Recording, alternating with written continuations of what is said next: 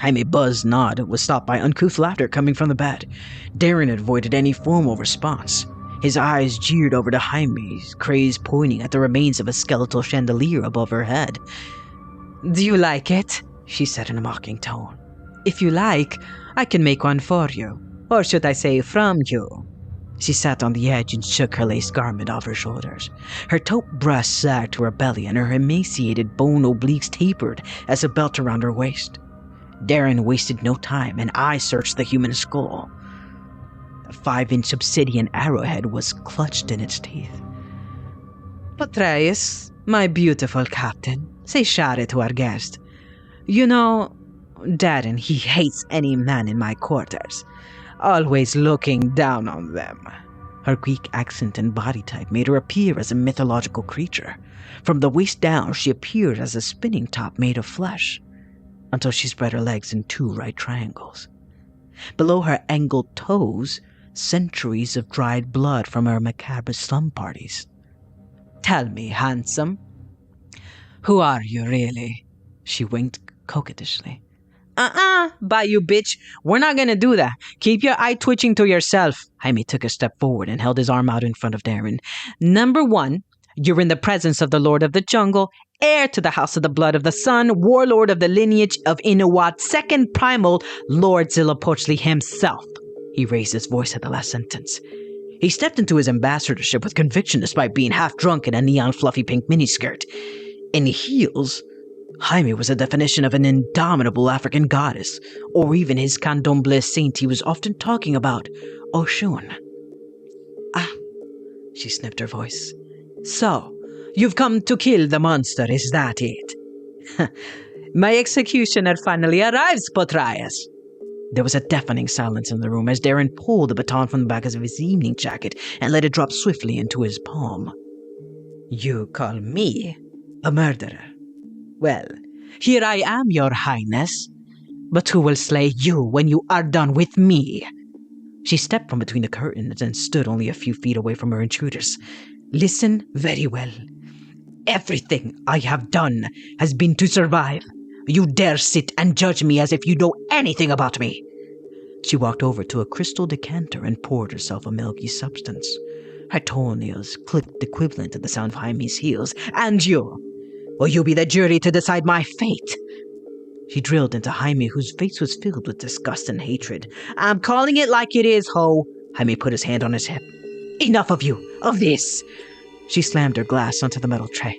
"Come, render your judgment of death, O great lord of the jungle." She stood tall, turning her face over her shoulder. "I am no warrior. I am what I have always been. Cursed."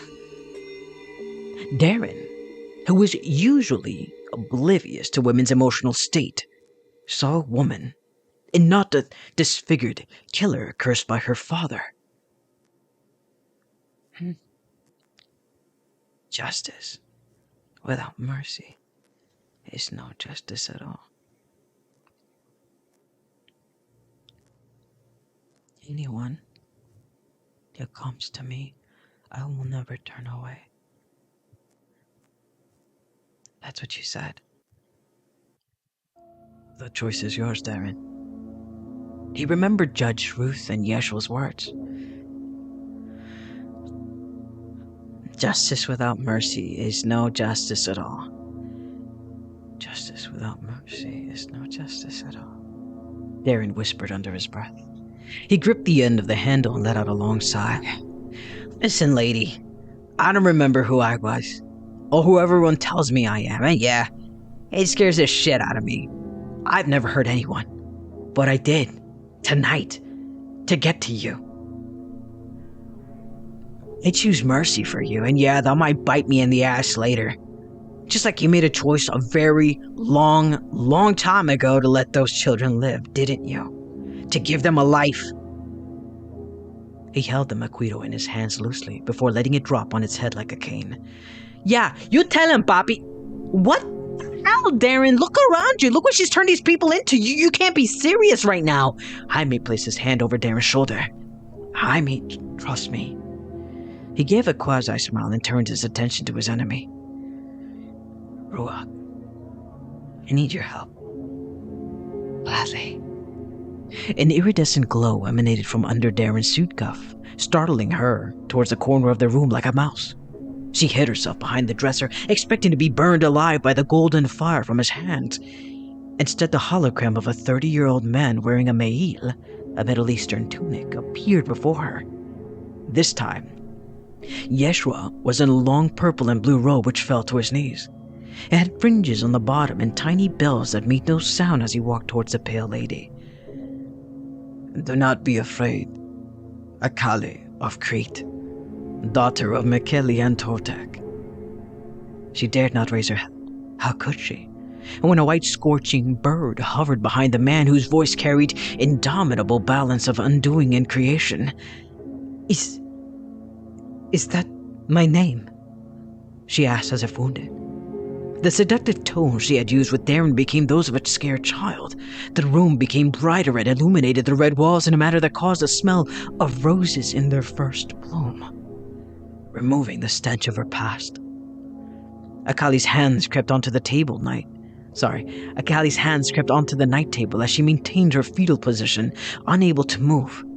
The Queen of the South, whose demeanor was anything but subservient, was brought to the status of a trembling grasshopper in the corner. "You were born to a world not of your choosing. Choose today whom you will be, Kali of Crete, for I give you a new path, a new life. Stay, and you will die before the first light of dawn, or come with me and live." Yeshua and Ruach's voice harmonized in the chamber. "Illusions! What manner of game are you playing at?" She viced the edge of the table, digging her manicured fingernails onto the red oak. "Just end me," she whispered. Her pale skin was almost translucent in the presence of Yeshua. Akali's bone structures dissipated, and to Darren and Jaime's surprise, she resembled a ghostly woman as beautiful as Satomi in his presence.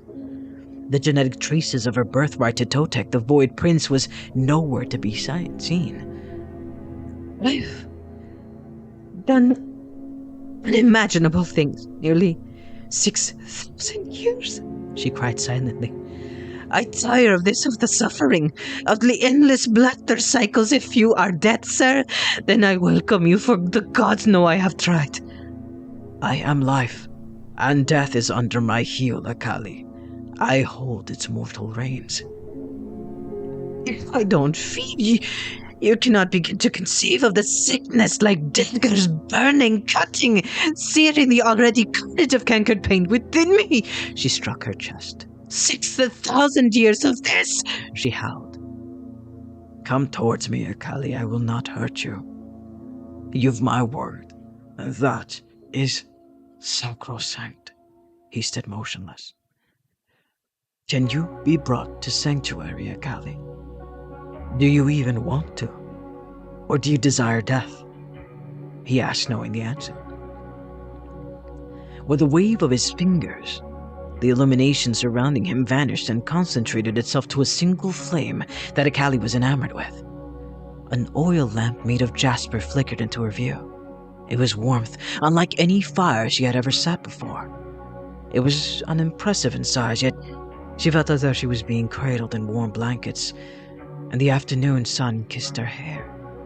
And then came the hunger pains, striking inside her as she folded to the ground. "Please make it stop!" Her coal mascara smeared down her cheeks, clutching her stomach. She drooled on the floor and bellowed from the pain. Seeing this prompted Jaime to rush towards the hovering lamp and fall to his knees before her. Compassion had challenged his own thoughts, which not a moment ago were desiring for her death. "Save me!" she moaned gutturally. "You're all right, hang in there," he heard a distant voice at the back of his head that said.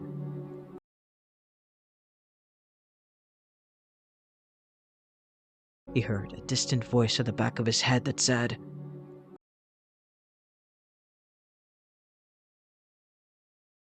He heard a distant voice at the back of his head that said.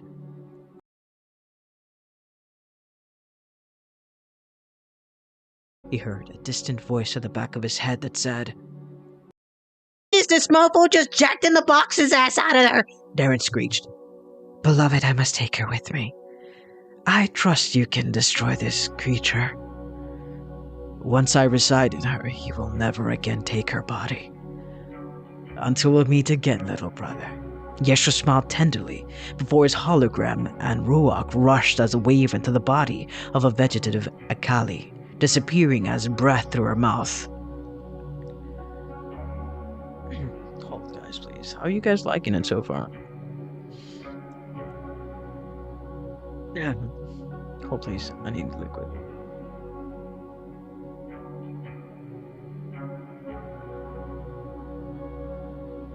Oh my gosh, this is wonderful. Thank you, Bree. Oh. Alright, let's do this. Thank you, Miss Mary. It gives me NC chills. Me too. Alright. So, right now what's happened? So, Jesus has disappeared into the mouth with the Holy Spirit. The Ruach disappeared into the mouth of Akali, who's been tortured for so long. I know, Miss Rachel. I normally tell you guys to hop on here so you guys can fall asleep with me when I read you guys to sleep. And so now this spirit has pulled out of this woman, right? And the spirit is her dad, who had cursed her initially when she drank the vial. So he's been living in her like a parasite for years. Alright, so let's do this. So this is Toltec right now.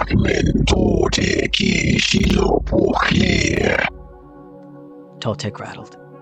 What the hell is he saying? Darren bounced the grip of his Maquito anxiously. You will now die, Zilopochli? Jaime tilted his head. I'm not even gonna ask how you understood that. To me, it sounded like a garbage disposal when it has a fork in it. Or like the one Doña Blanca has. You know, Mom's friend? I swear it makes the same weird-ass noise. Darren! I got it, focus. Give me a lift, retorted Darren. He grabbed Jaime's shoulders. I'm in heels, and we're gonna ignore the monster in the corner of the room? Jaime's voice overshadowed Toltec's taunts. The regent had pulled a dagger from his emaciated waist and licked the edge, cutting his own tongue. Jay, the shard's on the skull. I need to join it to the baton like yesterday. I fucking knew it, Jaime chimed. Knew what? We should have gotten you the 3-inch platforms. You could have jumped from the bed to the... No, piggyback, let's go, Darren barked. He took off his jacket and threw it on the floor, waiting for Jaime to kneel. His stature hadn't changed much, perhaps an inch or two, but his physique had. His hips had trimmed down dramatically, and arms seemed longer. Fine! Jaime kicked his heels in the direction of Akali's dresser, toppling over her expensive perfumes. Jaime then knelt to one knee and lifted Darren on his shoulders. Boy, what's the hair? He struggled to gather balance and at the same time avoid Toltec's drunken master swings. The regent slashed in the direction of the duo, who appeared as agile as an inflatable tube swinging in front of a car dealership. Darren kicked from Jaime's shoulder and grazed the embellishment of obsidian from beneath its teeth. I'm turtling! Darren swung his arms and legs back. Darren's friendship to Jaime had secured a long-lasting language between the two. Hurtling not only meant peek-a-poop moment on the toilet, it meant I'm about to do something unexpected, so watch my back. Of course, there were other words they shared, for example, bear dancing, river dancing, and the one time they tried to form a rock band, Demon Killers Sweet and Low. However, turtling at this precise moment meant a backwards fall into a handstand. Darren grabbed the shard from her bed with his jacket wrapped around his hand. He chose the open slit atop the Maquito, sliding it into place. A red glow crisped the edges of the shard to life. I feel like I have to use that. 1 second, guys. Just because. Go to the soundboard. It's like, I wish like I had a little thing where I could just be like, boom, push a button, boom, push a button, and boom, push another button. Okay, let's do this again. Let me reread that again. Okay, hang on. Okay, here we go. Back to it. Okay. Darren grabbed the shard from her bed with his jacket wrapped around his hand. He chose the open slit atop the Maquito. Sliding it into place, a red glow crisped the edges of the shard to life. The previously defunct stick had immediately renewed its ancient power to its final stages. Alright, yeah. Now to kill a non-corporeal, corporeal bad guy. He switched the rod from one hand to the other. Just make contact. There's a reason Bregard had you get that weapon. The most recent Dawn note stated there was a possibility Tote wasn't killed by his daughter. In fact, Darren Cassius the Elder alludes to a piece of him, possibly skin or blood, given to Akali's mother before her birth. And based on what I've read, it's possible that deadbeat dad over there was meant to awaken inside her body once she killed the children, but she never did. Totek wiggled his left hand in the air to gain Darren's attention. However, Darren kept his eyes directly on Totek. Refusing to lower his weapon, he breathed in slowly, circling the void regent, who kept speaking blasphemies in ancient tongue. Totek was desperate to land a single blow. Jaime had silently crept around to check on the unconscious Akali on the floor. He knelt by her head and gently lifted half her body onto his lap. Huh? Oh, no, he didn't. Jaime shook his head slowly. No, this motherfucker didn't. What's he say, Jaime? Give me your stick, I'll fuck him up myself. What did he say, Jaime? He's talking about Mama, that she must have a frail woman to give birth to such a runt. Jaime, tell him Jaime, tell him if his mama looks anything like him, then she got lost in a pack of toothpicks. Tell him. I can't understand the language. Not speak it, Darren. Make him swallow the forks. Totek smiled from ear to ear, waving his bone dagger and attacking in jabs. Darren evaded the blade by stepping back in defensive posture, only to feel the back of his shoe hit the foot of her bed. As another jab came, he quickly flipped backwards, rolling on Akali's blood-soaked sheets. And from what he gathered of his enemy, each time Totek expended energy, the regent would sit down and walk on its heels and hands. It was then Darren's eyes found an opening. As Totek shot up once more, he lanced his maquito from behind the center of his back towards his body, thrusting it as a spear and missing Totek's throat by an inch. Totek had turned away from Darren's attack as a baton grazed. 1 second. Where am I? Oh my goodness. As a baton... Stop laughing. I hear you laughing in the back. Totek gripped his neck and... Oh, sorry, let's go back here. Totek's head turned away from Darren's attack as a baton grazed the collar of his ribcage garment.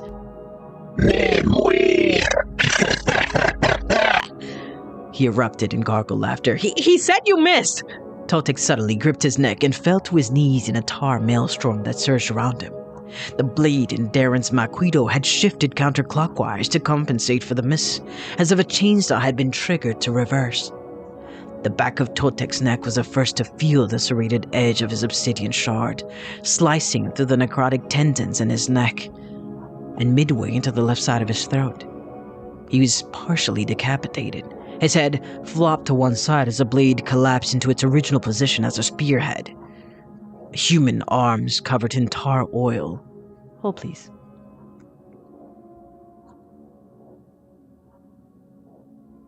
Let's see, gotta add this. Hold, and 3, 2, 1.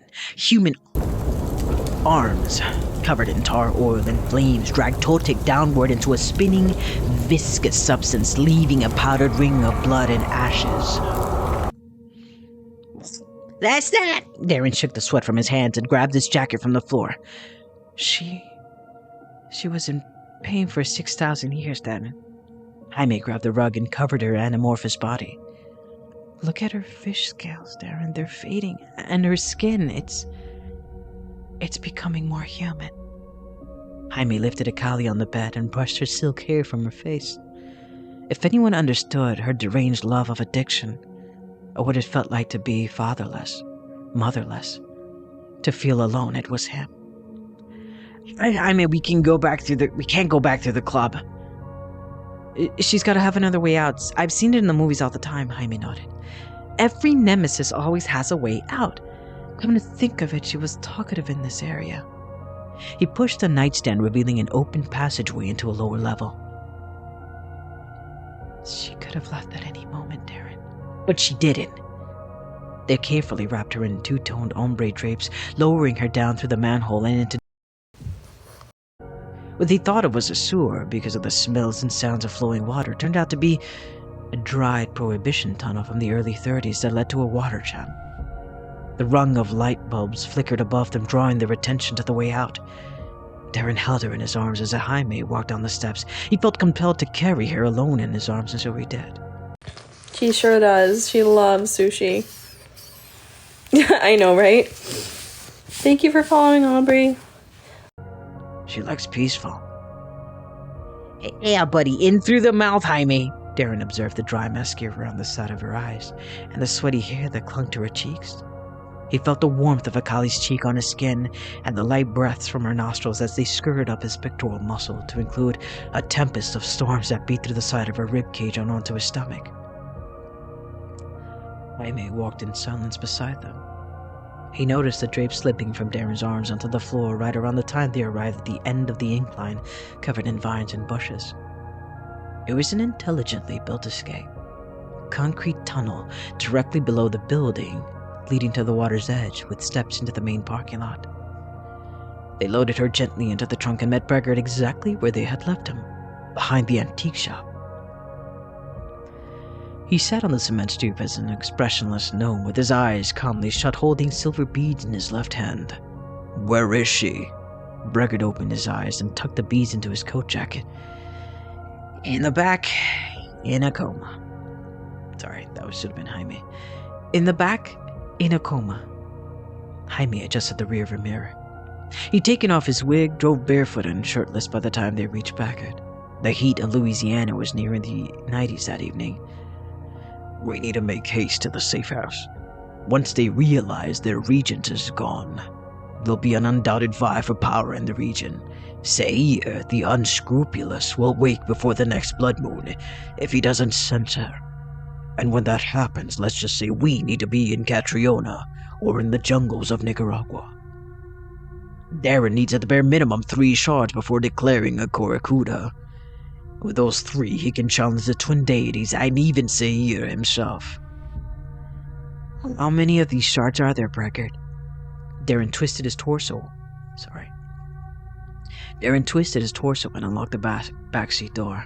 "How many inlay cuts do you count?" Bregard lowered himself into the back of the car. 17, well, 16 now, he said, looking back through the rearview mirror. "Hey, Breg, Yeshua was there." He waited to see the reaction on his mentor's face.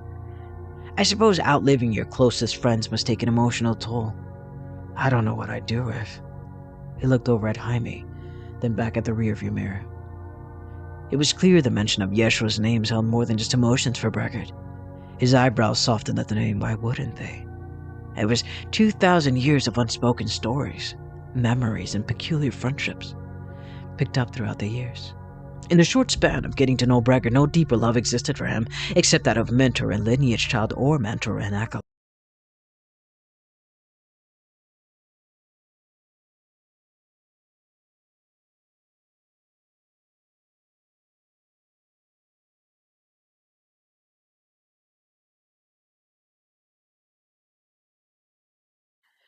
In the Mitrallatum, to Megara, he wrote, "The child is cunning, eloquent, resolve, and protective nature make him a perfect candidate for the Dawn." Kefar ran into a mob of older teenage boys stoning a boy, protecting an equally starved dog. On further questioning, all Bregard truly wanted from life at that age was roasted lamb, a family, and a thatched roof, and in that specific order. Young Bregard was present at Mariami and Yeshua's ceremony of release. As Yeshua's first cries bleated from his mother's womb, a young Bregard stood at the hem of his mentor, in silence watching the birth of his fated best friend. The infant was named the Heart and Ruach of Hashem, the King of Salvation and Hope, and lastly, the Word. Bregard had caught the eyes of Divinitas. He couldn't have imagined his future past the length of his arms, or that years later he'd have to face the rites at age 37, alone, angry, and confused. There was no Kefa for guidance, no Yeshua waiting with some witty philosophical comment, none of the friends that he once called family to offer hope. Most had been excommunicated from the city except Yeshua, who lay in a tomb. The car made a slow turn away from the staunch of the city. "Of course he was." Bregard cleared the emotions trapped in his throat. "The Enclave will take custody of her body."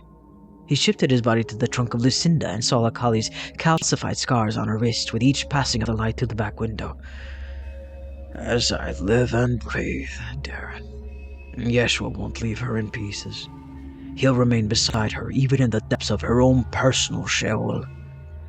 It's just who he is." He paused to focus on Darren's teenage body and saw the currents of thin... Hold on, guys. Hold.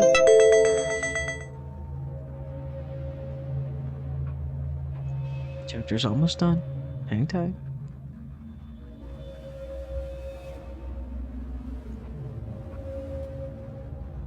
He paused to focus on Darren's teenage body and saw the currents of thin lights flowing throughout his nervous system, as though they were highlighted permutations in his spiritual body. Darren, I see you chose Cypher's serum and mercy. Sure did, man, no regrets! There's no one that can't be redeemed. I've seen it all now. Well, except the legendary chambers of the Seraphrium. An hour later, they were finally on the rocky path, which meant the safe house was nearby. Braggart leaned between the front seats and peered through the dusty windshield with as much enthusiasm as Cypher's first outing. Directly in front of a marble Tuscan porte-cochere were 4 glass guardian statues whose left shoulders touched, creating a perfect cross. They appeared as well-defined ice sculptures with halting right arms outstretched in every cardinal direction and the expression of aged joy on their faces. I swear, this boy will surprise us all. Alright, guys. I hope y'all enjoyed The light. with you. Oh, my wrist. Hold on, I need a sip of this because I'm thirsty. Oh, please.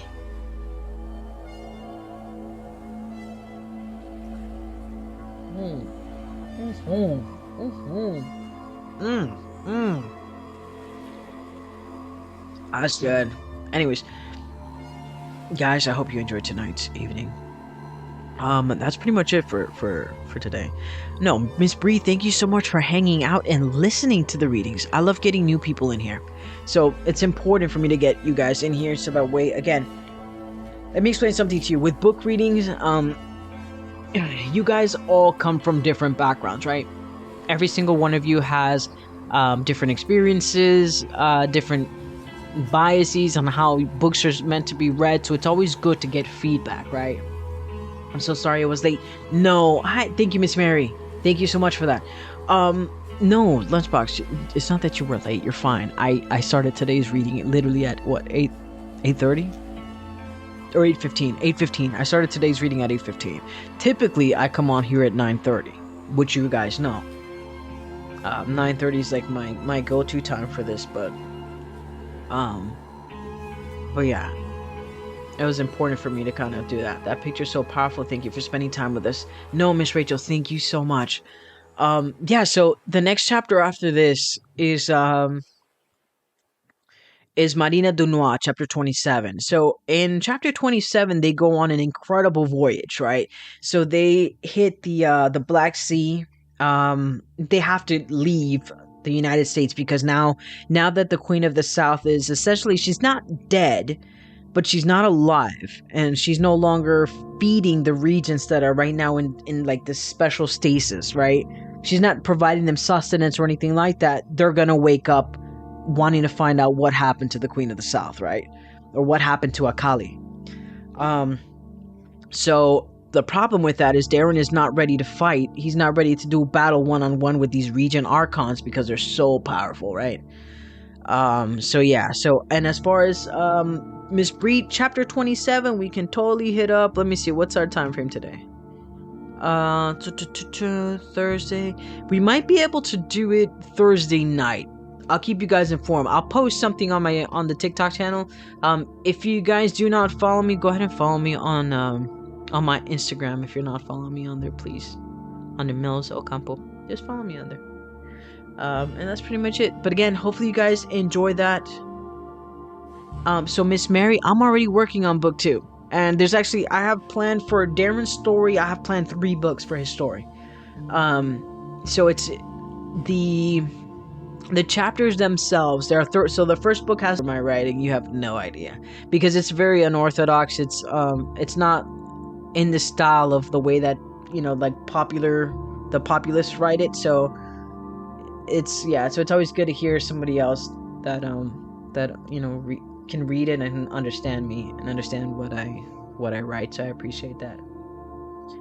Sammy, I did not cut my hair. Hold on. Let me make it so it's a little bit easier. So I didn't cut my hair. It's just I need to get a haircut. So if you look, it's actually like it's like a little mohawk. It's just that right now I don't have it. It's not done. So it looks like this.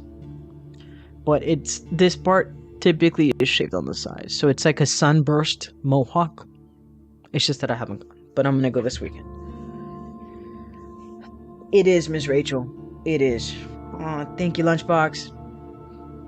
It is, yeah. So, well, I don't know if you can see that. I have my dad's hair, which is always nice. Hold on, let me take this off here.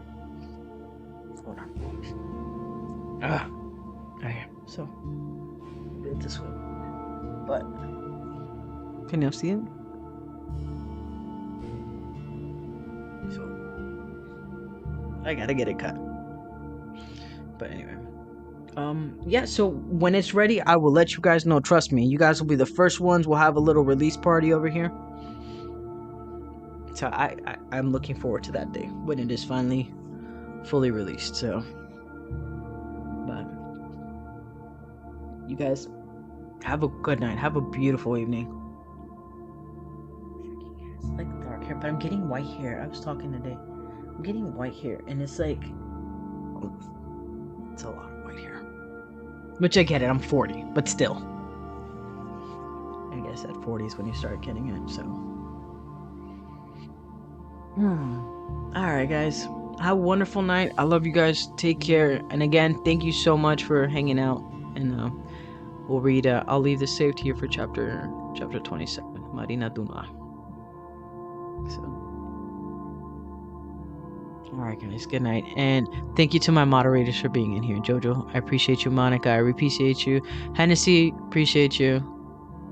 And I give you guys love, as usual. So, have a good evening, guys. Make sure I end this.